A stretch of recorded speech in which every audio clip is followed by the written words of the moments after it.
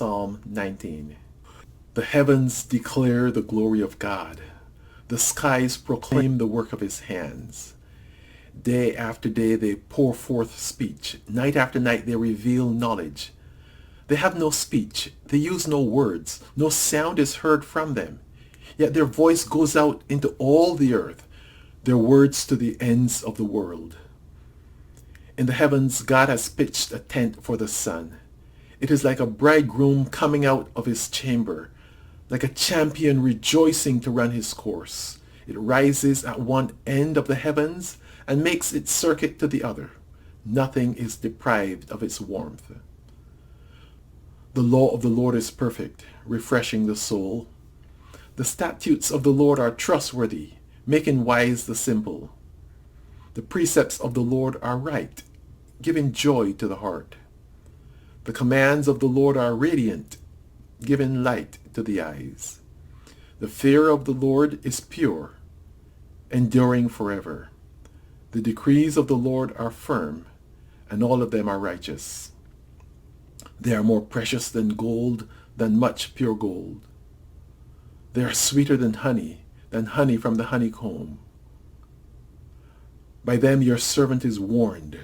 In keeping them there is great reward. But who can discern their own errors? Forgive my hidden faults. Keep your servant also from willful sins. May they not rule over me. Then I will be blameless, innocent of great transgression. May these words of my mouth and this meditation of my heart be pleasing in your sight, Lord, my rock and my redeemer. Before I get too far into the analysis of the verses, I'm going to alert you to the fact that a lot of the Psalms have this parallelism. So there'll be two phrases in the same verse or within consecutive verses that are saying pretty much the same thing. So the different types of parallelism in Hebrew poetry. Whereas we are accustomed to rhyme in our poetry, Hebrew poetry has a sense of rhythm.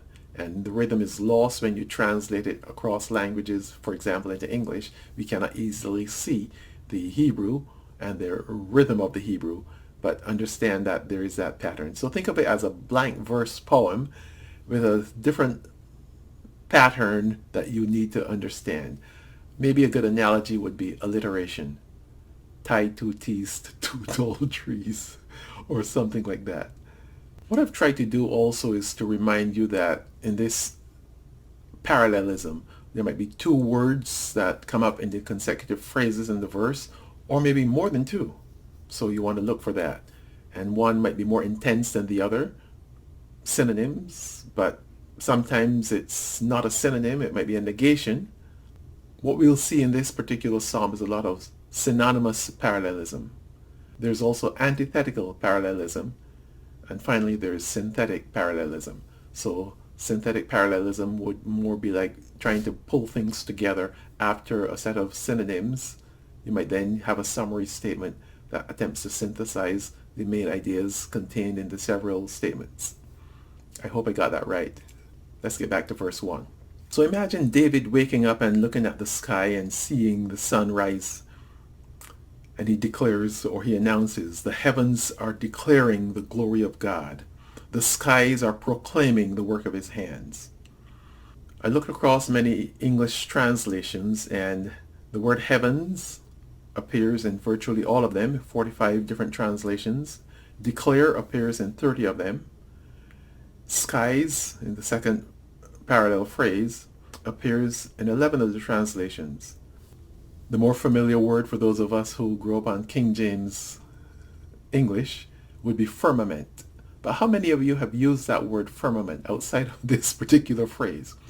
How many people even think firmament? I would tell you that I've never used the word firmament outside of singing this or thinking of Joseph Haydn's "The heavens are telling the glory of God.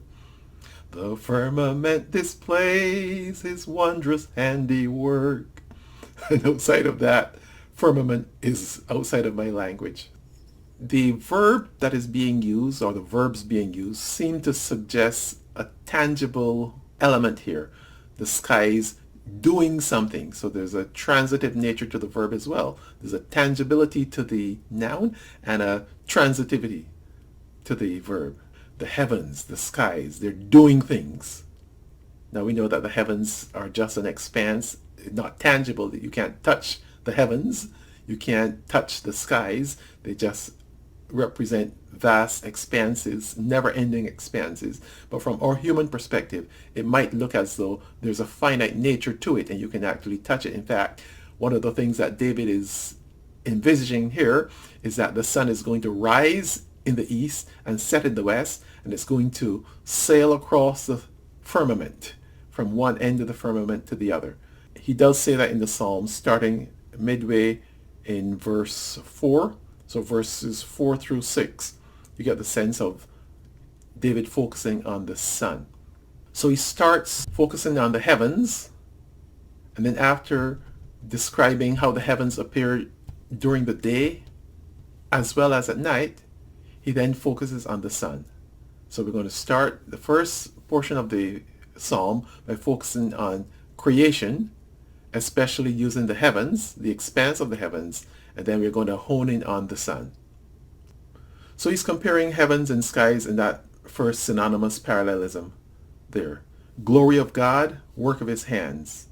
Again, the parallelism between God's glory and his work. The creation that God has given us is the work of his hands. The verbs also declare and proclaim. Declare shows up in 30 translations. Proclaim shows up in fewer translations. But when you think of proclaim, I want you to think not necessarily the tangibility of what is going on here, but more of a passivity. So you can declare something without actually saying it. Your very presence can declare something. Make evident probably would be a better synonym here. The heavens make evident the glory of God. The skies show to the public, show to the world the work of his hands. So basically we're making God the subject rather than the heavens and the skies being the subject of the sentence. If you would move God to the front of the sentence, God declares his glory. How about that? God declares his glory in the heavens through the work of his hands. As you observe the skies, you can see the work of his hands. Maybe even there's the idea that if you think of day and night, which is coming in verse 2, another parallelism. So the first phrase, the heavens declare the glory of God, could be maybe daytime. The skies proclaim the work of his hands, could be nighttime, when you look and you see the stars. Verse 2, day after day they pour forth speech, night after night they reveal knowledge. So daily, the heavens are saying something without saying it. And that's what's going to come up in verse 3. They're pouring forth speech, but they're not actually saying anything. Most translations also keep the idea night after night, revealing knowledge. So we have some consistency here. Going back to the idea then of God as creator, he's showing his handiwork even to human beings in a small way, because we know that the heavens just go on, the galaxies just go on, billions and billions of stars in each galaxy, billions of galaxies. It's never ending. It is who God is. Verse 3. They have no speech, they use no words, no sound is heard from them. Whether it's the heavens we're talking about, the skies, whether it's something else that God has created in the heavenly realm, we're not hearing anything. We're hearing the speech of the elements by observing the elements. So they're declaring and they're proclaiming, they're pouring forth speech, they're revealing knowledge, but they have no speech. They use no words. No sound is heard from them. That is where we are synthesizing what has gone before. So this is the synthetic parallelism, that the heavens and the skies are proclaiming the work of his hands. Every day they are speaking, but really they are not tangible. They're speaking without speaking. Their presence is declaring God's glory. That's the main idea. God's glory. Creation. Verse 4, yet their voice goes out into all the earth.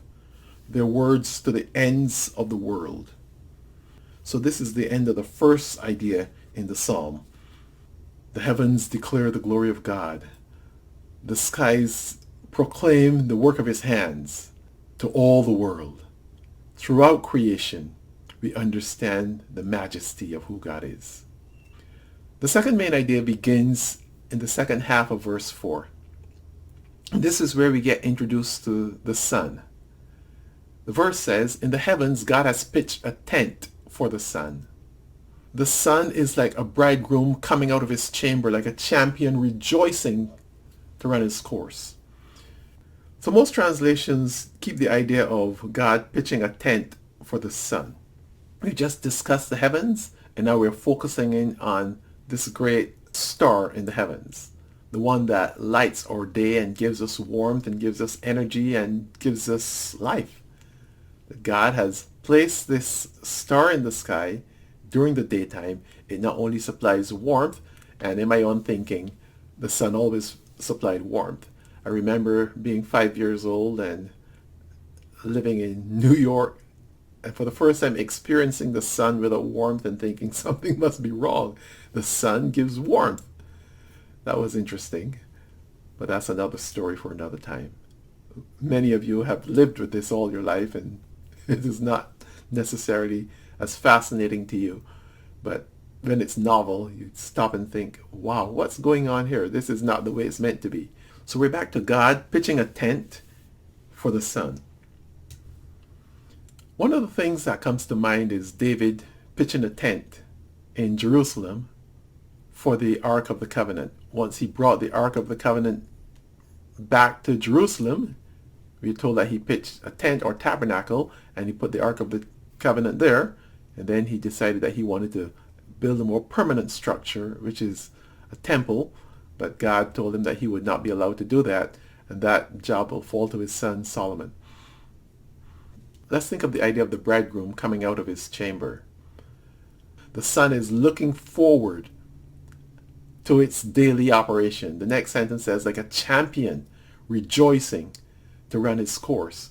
The sun is confident, like a champion. The sun knows that it's going to follow the same course and it's going to reach the destination. There's nothing that will happen that will cause the sun not to do that. And if you're, again, in a place where the length of the day is pretty much 12 hours every single day, then it would be a very familiar pattern. In northern climes or southern climes where the length of the day is different, then you would be thinking, well, okay, the sun is going to accomplish this journey in fewer hours in the winter and more hours in the summer. But anyway, like a champion rejoicing to run its course, knowing that he will succeed. God has pitched this tent. The question here could be, is the tent the entire firmament?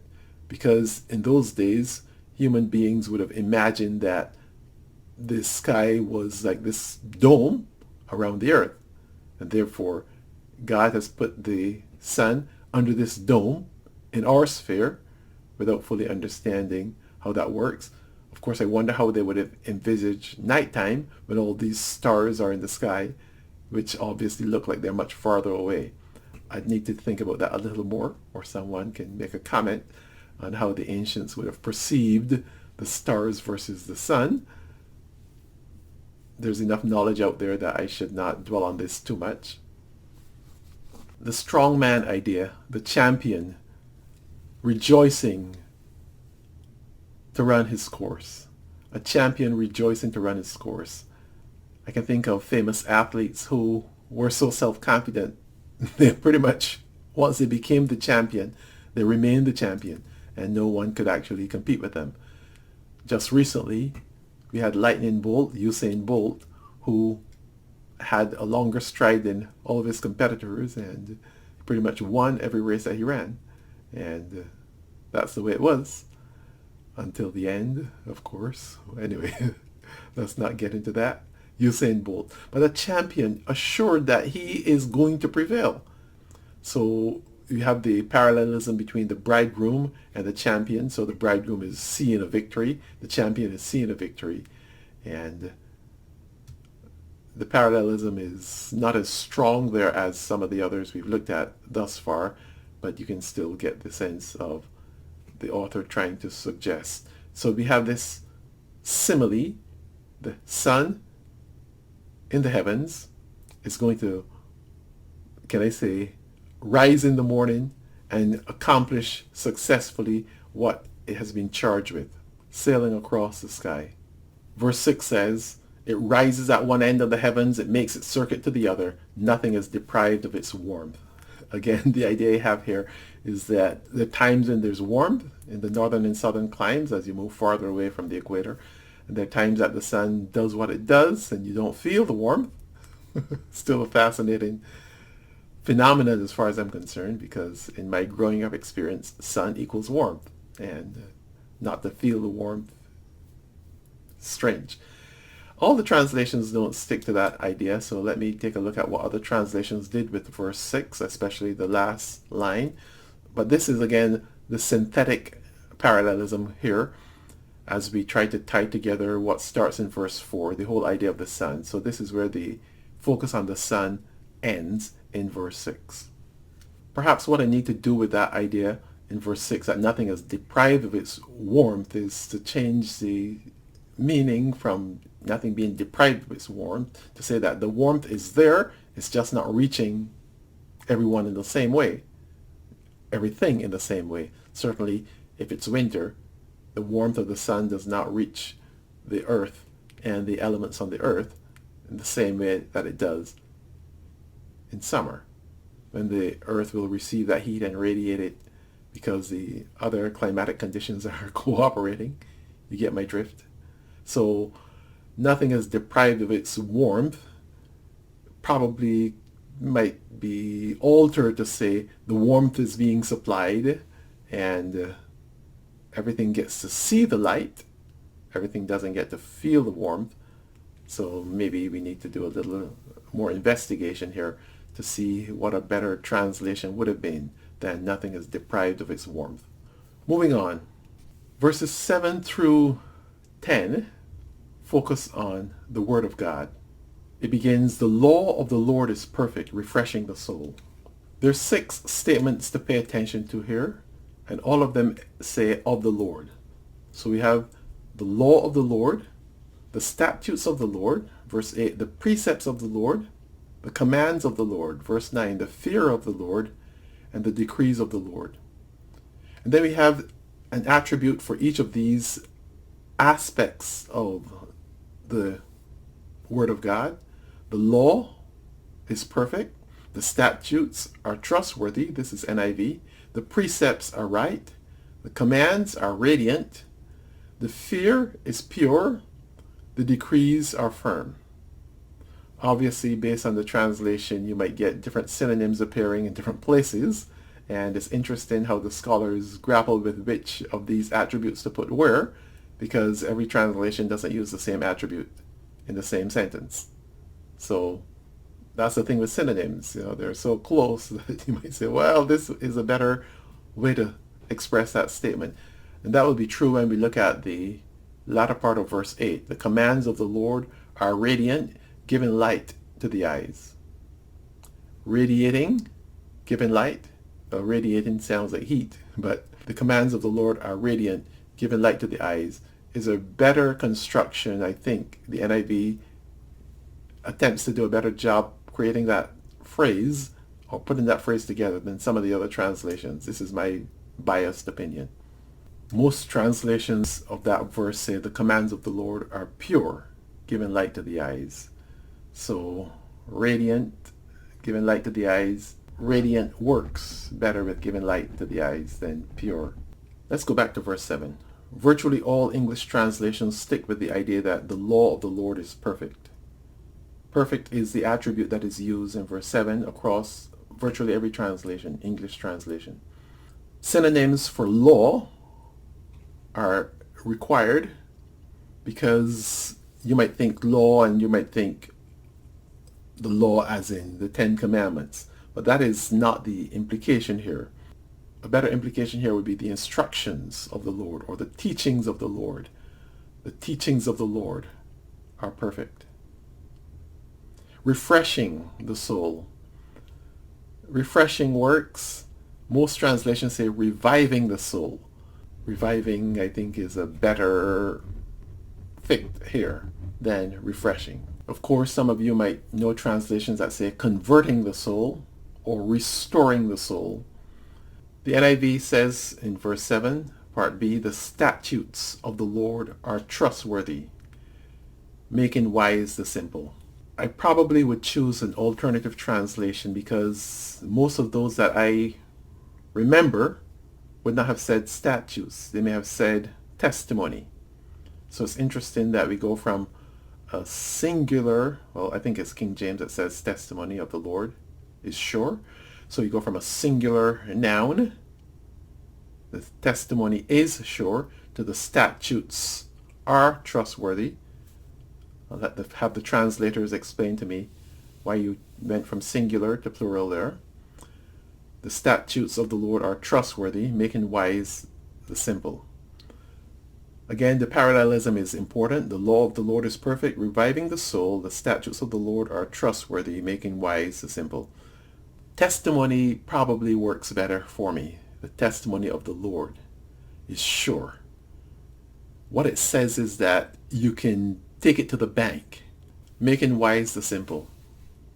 Does every simple person feel wise because they trust in God? I would hope that those who trust in God know that when you trust, as simple as you are, that his wisdom is imparted to you. You're trusting him to lead the way, so you don't need your own wisdom. You're relying on his wisdom. His wisdom makes you wise, making wise the simple. Verse 8, the precepts of the Lord are right, giving joy to the heart. The commands of the Lord are radiant, giving light to the eyes. I've already commented on the radiant, giving light to the eyes. The precepts of the Lord are right. Of course, we met perfect in verse 7. So for the translations that put perfect in verse 8 as the attribute for the precepts of the Lord, they probably have a different attribute for verse 7, the law of the Lord. Because, again, we're trying to do the parallelism here, the synonymous parallelism. So we're trying to have a synonymous phrase. We're not trying to repeat the same attribute multiple times. I don't know if any translation has the same attribute repeated more than once. And since there are 6 statements, we expect 6 different attributes in this poetic structure, thinking that David is fully in control of what he's doing here, so he's doing a fantastic job. So most translations, as I said, use precepts. Some put statutes in this particular verse. Others put rules, laws, or teachings. The commands of the Lord are radiant. I wanted to get back to that. Most translations say the commands of the Lord are pure. I may have said that earlier. And a few of them say radiant, NIV being one of them, giving light to the eyes, enlightening the eyes. And what I think of here is thy word is a lamp unto my feet and a light unto my path. So I focus there on the radiation and the light as a nice way to summarize where that is going. Let's go to the next verse, verse 9. The fear of the Lord is pure, enduring forever. The decrees of the Lord are firm and righteous altogether. The NIV says, and all of them are righteous. Most translations say fear of the Lord. Hopefully everyone understands what this means. Not being afraid, more like the awe, the reverent fear, the awe I have for the Lord. The fear of the Lord is pure. Obviously, if it is your awe of God, it depends on how you perceive your own awe. If it is true and pure, maybe David is speaking for himself. My fear, my awe of God is pure and it endures forever. I will always be in awe of who God is. Set aside what I just said. If your awe of God is going to endure forever, it's going to be pure and endure forever, then you will never lose perspective on who God is, regardless of what happens in your life. whatever befalls you, try to make sure that your awe, your fear of God is pure and that it endures forever. Because this is the way to salvation. To be assured that you remain in awe of God. One songwriter says, "Many are the things I cannot understand. All about me mystery I see. But the gift from God's own hand surely is his gift of grace to me. Oh, the wonder of his grace, the wonder of his creation, the wonder of his law, the wonder of his grace, the wonder of his Holy Spirit, the wonder of who he is." This is the idea here, that you remain in awe of God. And as we started the praise song, when I think that God his son not sparing sent him to die, I scarce can take it in. When I behold the majesty, how great thou art. When I in awesome wonder consider all the worlds thy hands have made. That's a great song to go with this particular psalm. How great thou art. That's the idea. How great is our God. Sing with me. How great is our God. Sing with me. How great is our God. Okay, enough of that. So let's keep focused on verse 9. The awe of God is pure. Many translations say clean. The reverence I have for God is pure and clean. It's correct and right. It's going to last forever. I will honor him with my lips. I will honor him with my life. I will stay faithful because this is where he has called me and this is how I want to live my life. Fearing him forever and ever. Forever I am grateful. Something like that. Forever and ever. And the last phrase says, the decrees of the Lord are firm, and all of them are righteous. Most translations say true here. The decrees, I think they said the judgments. The judgments of the Lord are true or pure and righteous altogether. Other translations say the ordinances or the commands or the decisions of the Lord are firm. So the idea here is that God doesn't make mistakes. When God does something, even if we do not understand it, we acknowledge it's well done. That can be painful to have a decision in the secular world or even in the religious realm go against you, to have people turn against you and feeling, well, how can this be fair? We talked about that in the past. Why do bad things happen to good people? Well, it happens.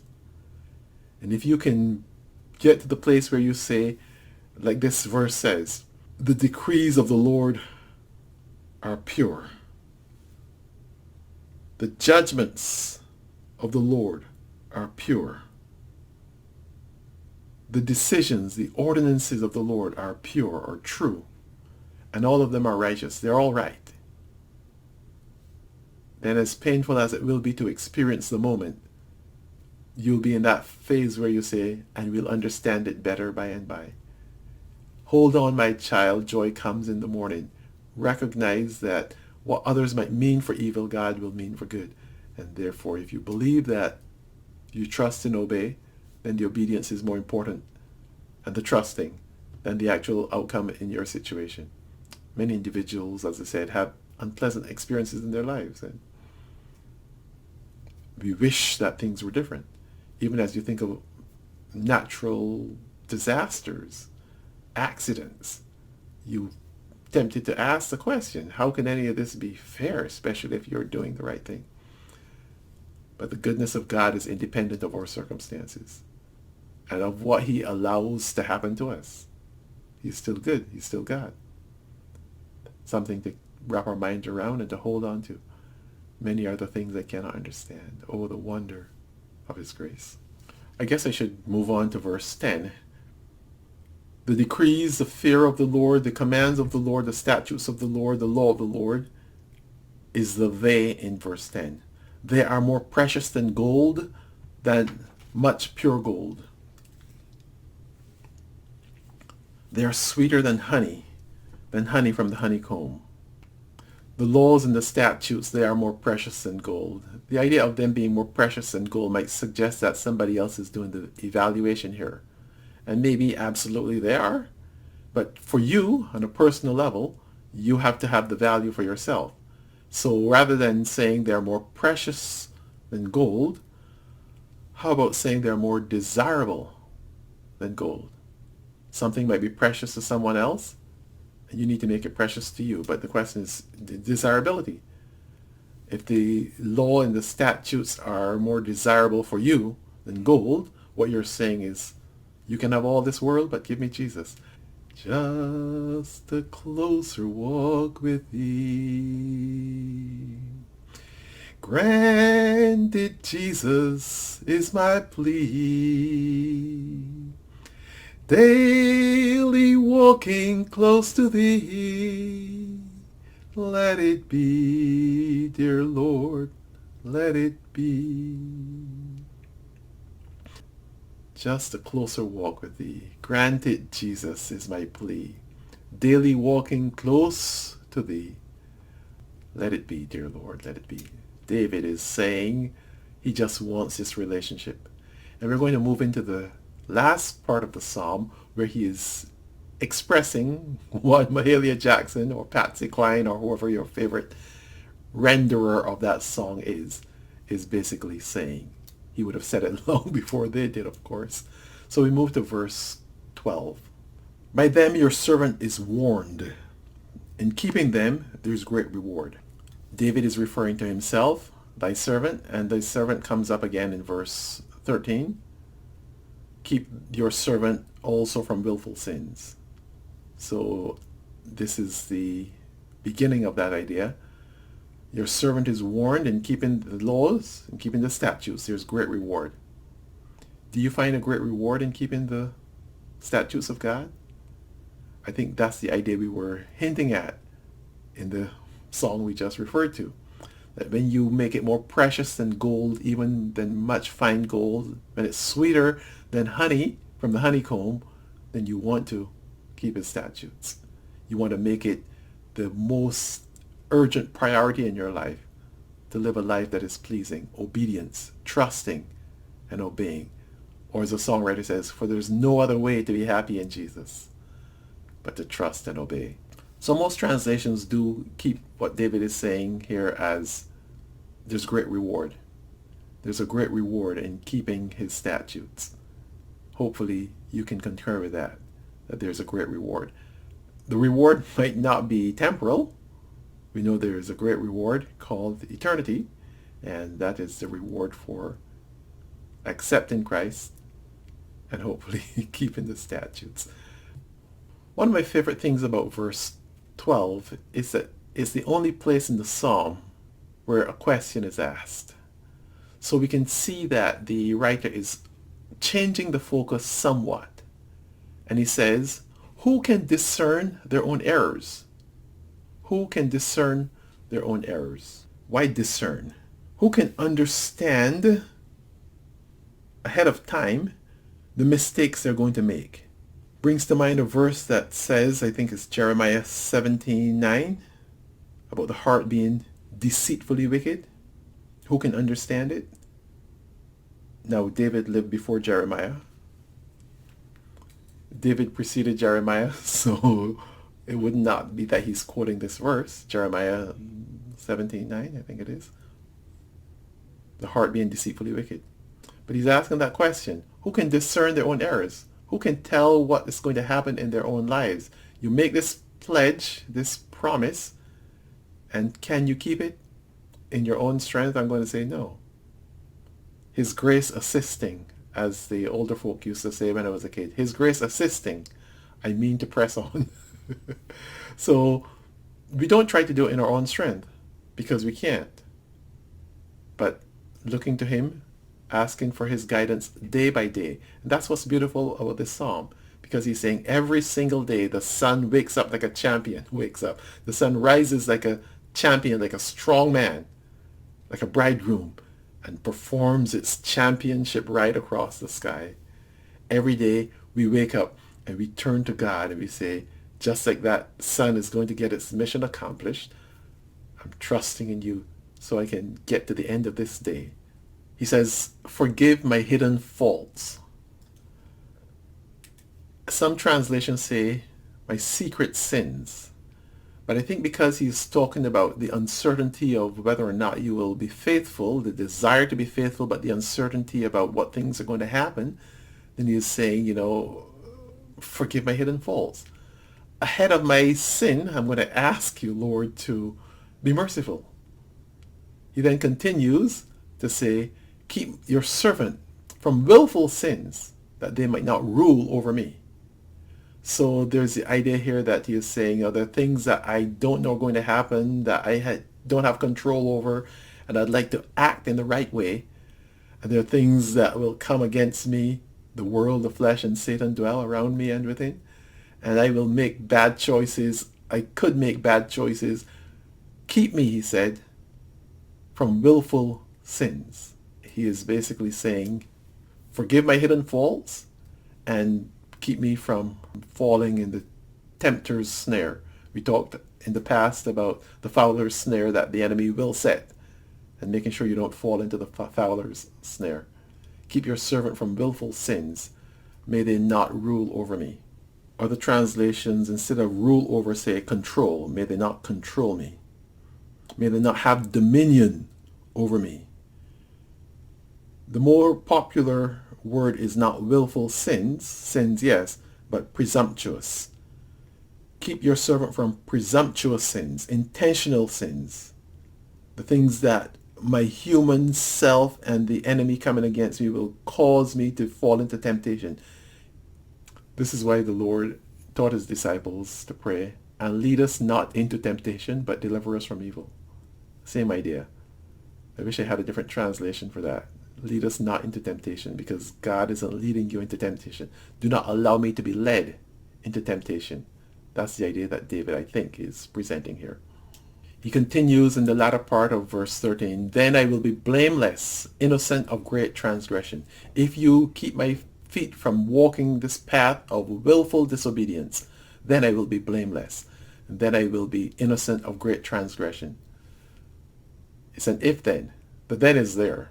If you can keep me from these hidden faults, if you can keep me from these willful sins, yeah, well, I would be blameless, innocent of great transgression. Would to God that we would pray this prayer. Keep us from willful and hidden faults so that we can be blameless. Why blameless? Most translations do use blameless. Others use upright, perfect, pure. The idea here, you will notice, is a synthetic parallelism. He's saying if this happens, then he's synthesizing the whole idea of how he is living his life, being kept from these terrible situations. He is warned by the law that he loves so much, the precepts of God. He's walking in the right paths. He's praying that he will be kept from hurt, harm, and danger. He'll be kept from willful sin, and he'll be kept from mistakes. But who can discern their own errors, he says. So he's anticipating that sin is going to come along his path and that temptation is going to be there. What does the songwriter say? Yield not to temptation, because temptation is not sin. Yielding is sin. Then he wraps it up with a great benediction. May the words of my mouth and the meditation of my heart be acceptable in your sight, pleasing in your sight. So the NIV says, may these words of my mouth and this meditation of my heart be pleasing in your sight, Lord, my rock and my redeemer. The King James Version, I think, says, be acceptable in your sight, O Lord, my strength. Many translations say redeemer. Yes, God is his redeemer. He's also his protector. So other translations say my rock and my protector, my refuge and my protector. I'm trusting you because of your role in my life as my refuge and my protector.